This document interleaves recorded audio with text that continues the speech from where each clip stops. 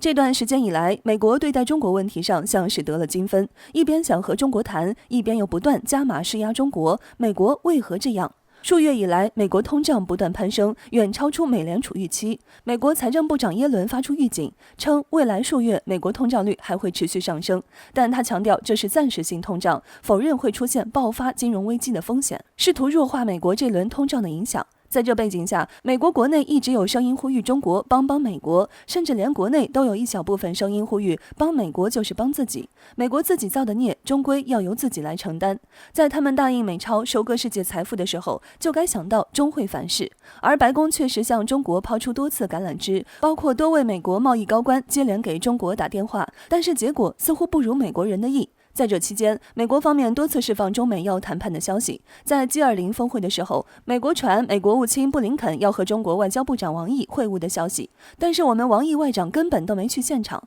之后，美国又传美国高官准备访华，中国正做准备。近日，美媒造势称，美国常务卿谢尔曼提出要访华要求，但是被中方拒绝了。有日本记者借此提问，对此我国发言人赵立坚表示，关于你提到的问题，我没有可以提供的信息，这伤害不大，侮辱性极强。除此之外，在回答白宫提议和中国建设一条高层通话热线时，赵立坚也表示，中美之间已有元首、外交、国防等多条热线，言外之意就是没必要多一条。看到这，很多就疑惑了，美国想谈，为何中国要这么逆反？事实上，这只是美国的一面。另一面，美国不断在各领域对中国发难，试图为谈判增加筹码，这是美国惯用的套路，大棒加胡萝卜，施压谈判，逼对手在谈判桌上妥协。从最近美国的所作所为来看，你就会知道为何中国这么逆反。面对中国的体谅，美国在经济层面已经没有筹码，而美国最近多从意识形态政治层面下手，包括在涉疆、涉港等问题上指责中国人权问题，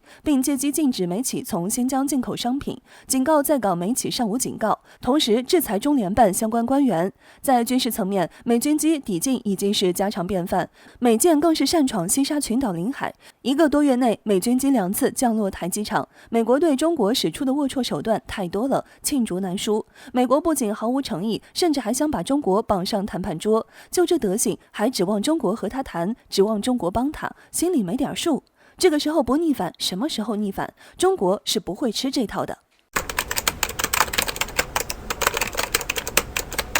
据观察者网援引防务博客的消息称，就在7月20号，俄罗斯即将举办的莫斯科航展的5天前，由俄罗斯苏沃伊公司开发的新一代5代机突然在某一社交平台上曝光。从曝光的现场画面来看，该5代机目前覆盖着防水布，像是一款神秘的粽子机现身。当前还不清楚它是全尺寸机型还是圆形机，但是从外形轮廓上看，这必然是一款单发的隐身战机，没有水平尾翼，且下颌部分有一点凸起。该凸起光看图片很难分清是该战机的机身腹部的进气道还是航电设备。从目前俄罗斯方面所公布的消息来看，该新型5代机的早期设计原本是打算由米高扬设计的，但后续出现了一些变故，导致所有设计由苏霍伊完成。光从外观来看的话，该俄罗斯的新一代轻型5代机引发了不少争议。有些国人在看到后惊叹称，这不就是俄版的歼3-1吗？但实际上，该机主要还是以米格29为基础进行改装研制的。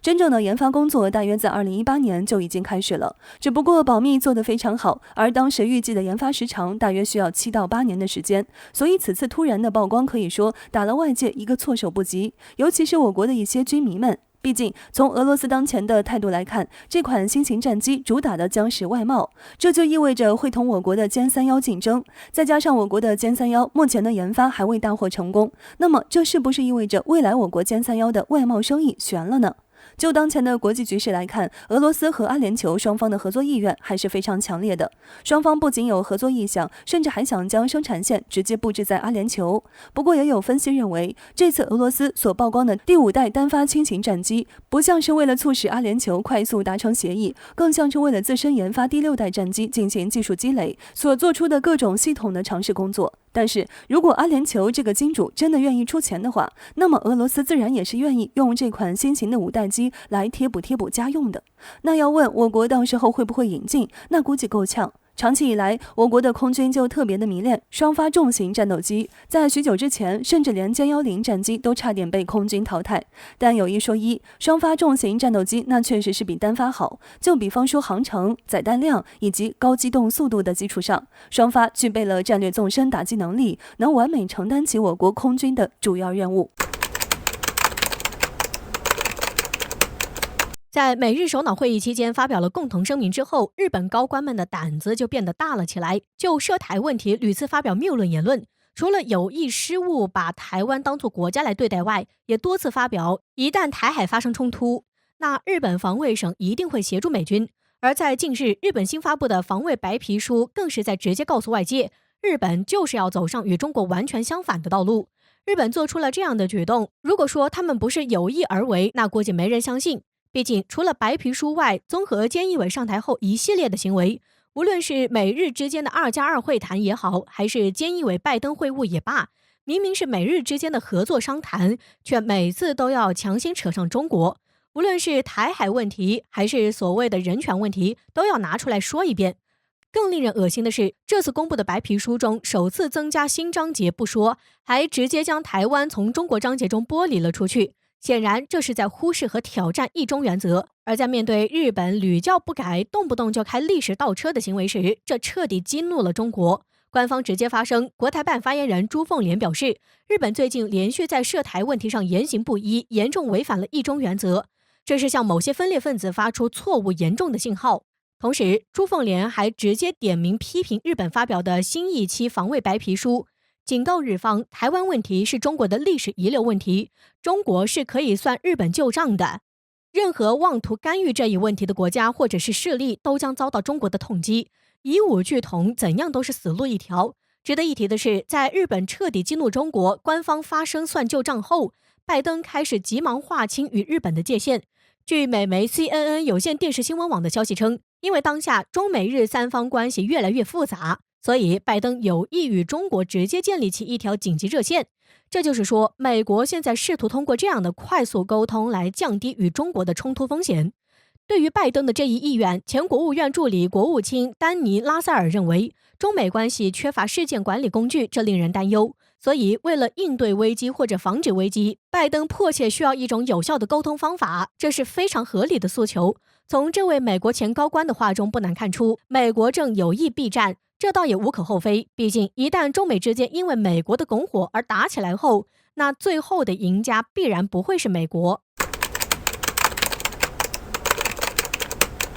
美国作为世界上最强大的国家，近几十年来一直在世界上实行霸权主义。可以说，美国如今的繁荣，美军要占一半的功劳。正是美军在世界各地强取豪夺的行为，为美国带来了巨大的利益。但是，当今世界正在向多极化发展，美国的世界霸主地位已经岌岌可危。中国和俄罗斯就是为数不多敢和美国唱对台的国家。美国军方一贯耀武扬威的作风在中俄面前完全不起作用。由于中俄两国有着强大实力，美国也不敢下定决心与中俄发生全面冲突。这不，最近拜登正计划与中国建立紧急联络热线，希望避免与中国发生全面的战争和核战争。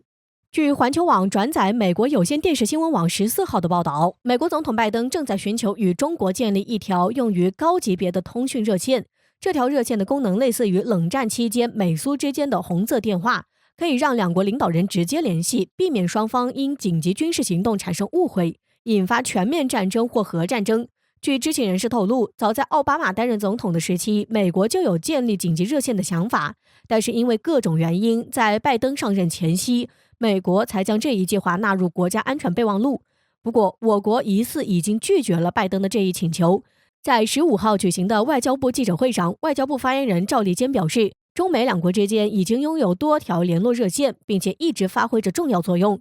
拜登的计划正说明了美国惹事又怕事的行事风格。美国希望遏制中国的发展，在军事方面不断挑衅中国，又害怕与中国发生全面战争或核战争的矛盾心态，正好反映了美国欺软怕硬的行事风格。有相关人士分析，拜登此举一方面是为了避免与中国发生全面战争，毕竟中美都是大国，一旦发生全面战争，全世界都会被牵连，美国也承受不了与中国爆发大战的后果，所以有了紧急热线之后，在不越红线的情况下，美军将会毫无忌惮地对中国进行挑衅。除此之外，拜登意图重现美苏冷战那一套，这种热线会让人们在不知不觉间把中国联想成苏联。不管拜登是何种想法，我们都不会上他的当。在美国不断恶意重伤中国的情况下，即便是建立数百条紧急热线都是毫无意义的。我们唯一要做的就是抛弃幻想，努力发展自身实力，全力应对未来可能面临的各种挑战。